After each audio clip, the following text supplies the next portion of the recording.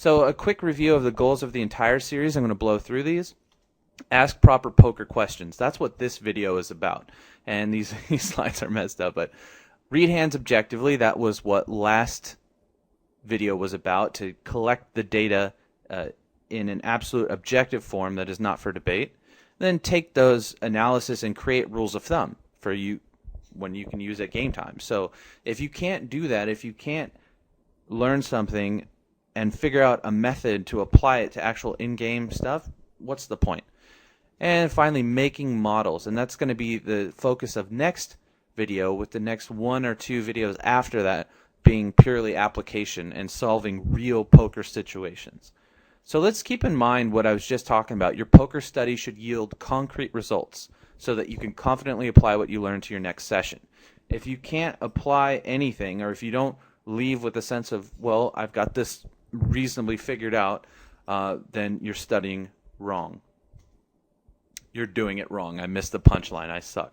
Okay, so concepts in review. The vast majority of poker players have not mastered the simplest form of poker concepts. Mastery implies quick use in-game.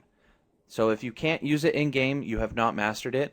The implied odds formula, pot odds are P to 1, odds to make hand are H to 1, H minus P times amount to call will give you the implied amount. That's what I call it. Please name it something else. Implied amount is so bad.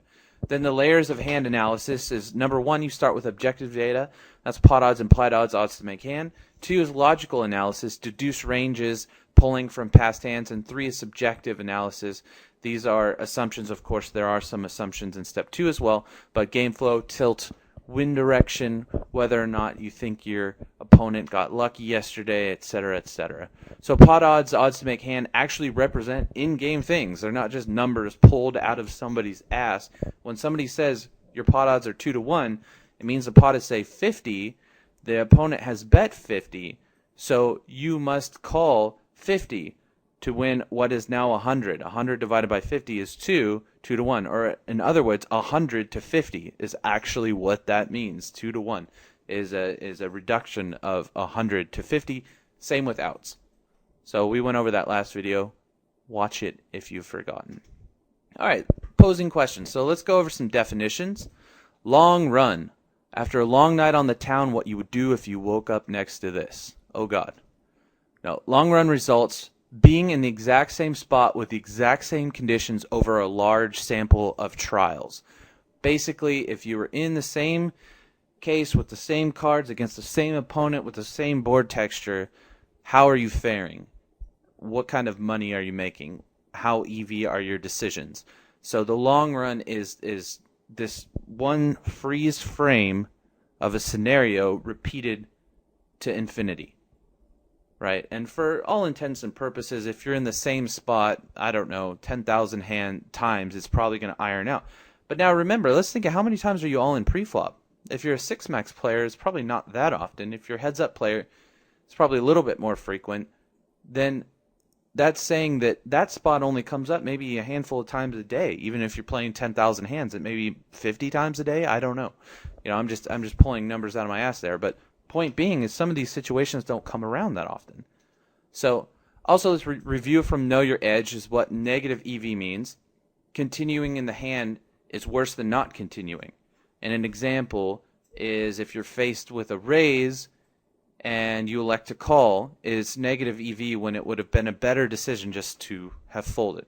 That's how EV works. It doesn't care what's in the pot. It cares whether you have an expected value on your present decision, disregarding the past. Positive EV, just the opposite. Continuing in the hand is better than not continuing. So, as I said, the opposite.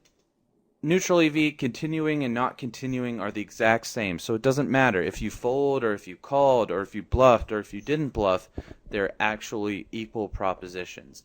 Now, of course, you won't always know if something's plus EV or negative EV unless you have an exact range for your opponent. So everything is said with a grain of salt if something is plus or minus EV.